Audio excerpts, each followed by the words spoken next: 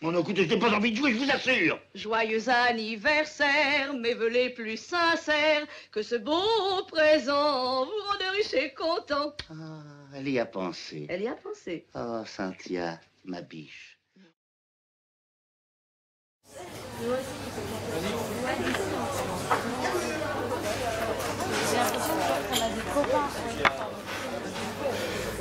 Le cinéma et la nourriture coexistent depuis le début du cinéma. Le repas de bébé de Louis Lumière date de 1895.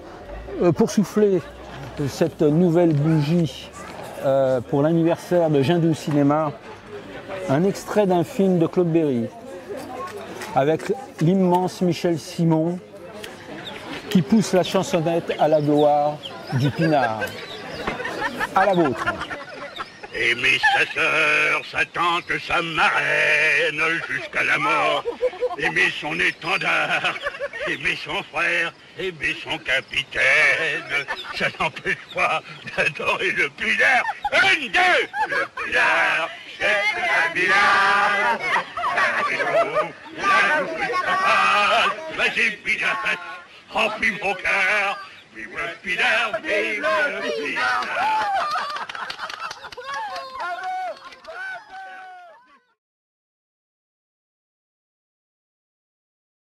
Alors, est-ce qu'on peut situer un petit peu la ville de Jindou sur la carte de France? La ville de Jindou, voilà une bonne appellation. Sur la carte de France, ouais. Jusqu'à maintenant c'était le centre du monde. Alors le sud-ouest, voilà, le sud-ouest, c'est le sud-ouest. C'est grand le sud-ouest. Ben alors on va dire le Lot, tout simplement. Ouais. Le Lot, terre des merveilles, comme tout le monde le sait. Ben, au tout début, une poignée de gens, dont la majorité, enfin une partie était de Jindou quand même, a créé ce festival. L'idée venait de Casal, mais c'est pas bien loin. Les gens de Jindou sont venus petit à petit quand même. La génération des 30 ans à l'époque ne venait pas, c'était celle des 50, 60 ans qui est venue. Puis les gens sont arrivés par la convivialité justement du sud-ouest, c'est-à-dire ils sont venus boire un pot, ils sont venus déjeuner, et au fur et à mesure ils sont venus déjeuner, puis ils sont allés au film en suivant. Et petit à petit, ils se retrouvent là, c'est le rendez-vous incontournable aussi pour eux maintenant. Oui, parce que le festival, il faut le dire, a commencé dans une cour d'école. Eh bien oui, il n'y avait plus d'école. Alors, il fallait bien faire quelque chose.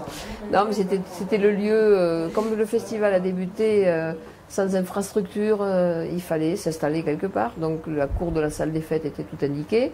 Il y avait un mur en face, parfait pour accrocher un écran, récupéré à la poubelle d'ailleurs, en passant, soit dit en passant.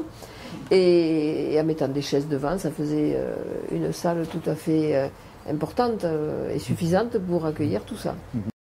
Ça prouve quelque chose. Cette longévité, c'est pas le fruit du hasard.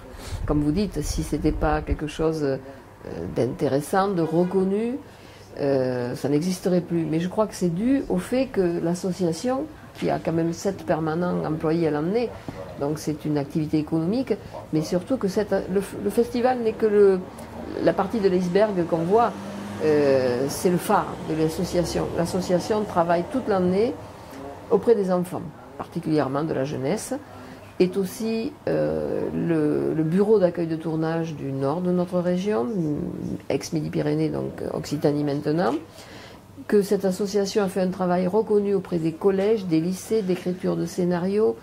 Il y a diverses activités qui font que toute l'année, c'est une activité à temps plein et qui a permis à ce festival de durer, puisque ça en est le phare et que ça en est la vitrine, on va dire. Donc c'est devenu aussi une activité à la fois culturelle et économique. Ah mais complètement, complètement.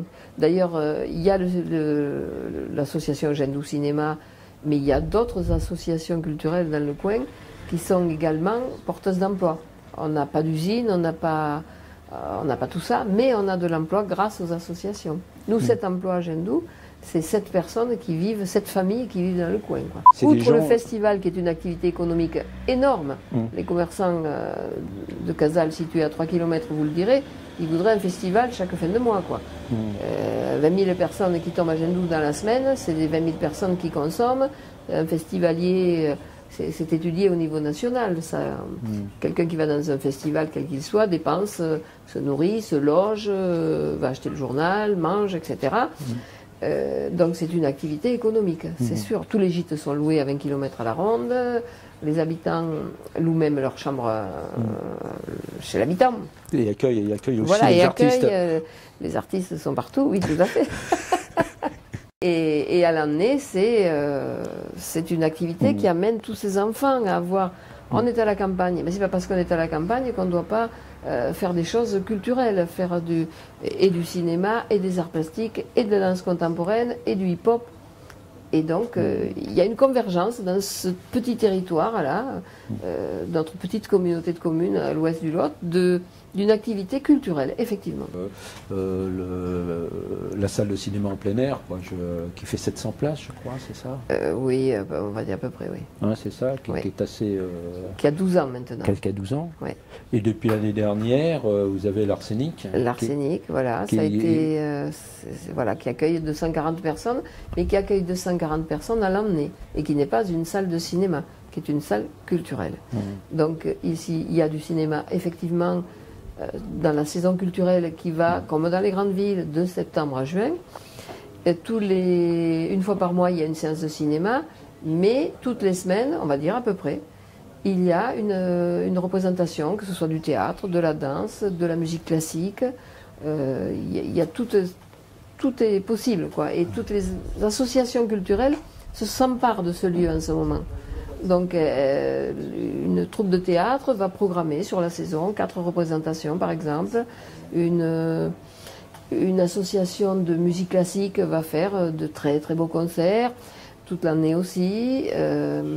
Et la communauté de communes, qui elle est très engagée à ce niveau-là, parce qu'il faut jouer le jeu aussi, a elle-même une saison culturelle qu'elle paye, où elle paye des spectacles sur cette saison-là. Est-ce que ça veut dire qu'en dehors de Jindou Cinéma, du festival, la salle de l'Arsenic arrive à se remplir avec d'autres spectacles que le cinéma? Bien sûr, bien sûr. Les concerts de musique classique ont été joués à guichet fermé, ils ont refusé du monde plusieurs fois. Il y a plus que même que les associations culturelles. Il y a les écoles de musique qui font leurs spectacles de fin d'année. Il y a l'école de danse qui fait 2 représentations. Tellement il y a les parents, les grands-parents, enfin tout, pour voir tous les gosses qui font du hip-hop, de la danse contemporaine. Il y a les écoles viennent, il y a des fois 200 gosses dans cette salle, quoi. Les écoles du département. Oui, puis ça, il y a du théâtre, je vous dis, il y a eu des clowns, il y a eu beaucoup de monde toute cette saison. Ça a dépassé nos espérances même.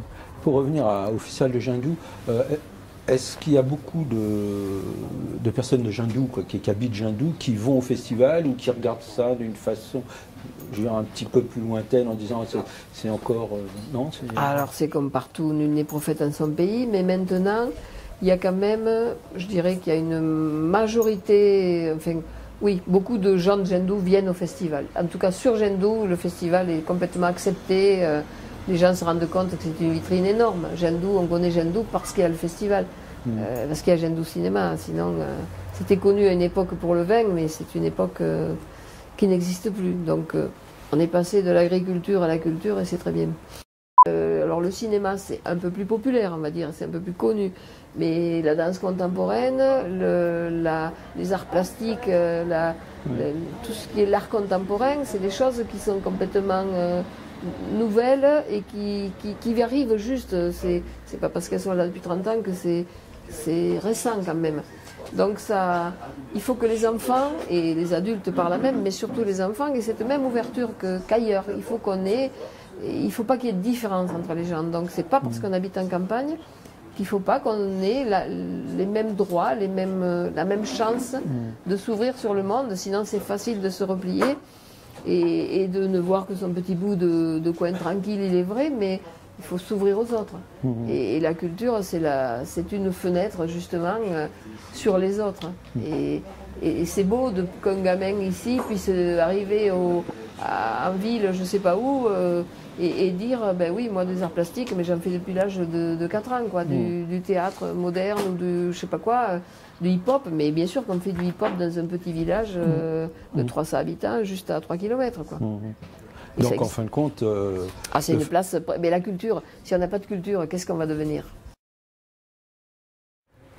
Le cinéma, c'est une fenêtre sur le monde, c'est une ouverture qui nous permet de voir des choses qu'on ne connaît pas déjà, de découvrir et puis d'avoir une réflexion derrière, de s'interroger.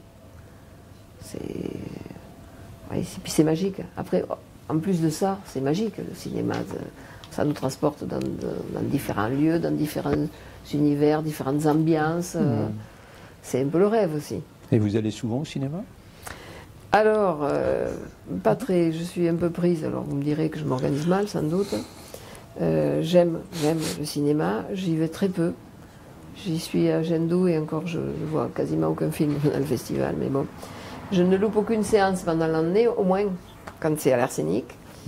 Et voilà. Et quels sont vos réalisateurs favoris Oh non, si vous en avez... J'en ai pas, j'aime... je suis vraiment bon public, j'aime tout, on va dire. J'aime beaucoup de choses. Ouais. Enfin, vous brassez tous les cinémas?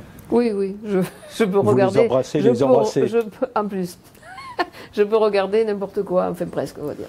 Ouais, ouais. Enfin presque.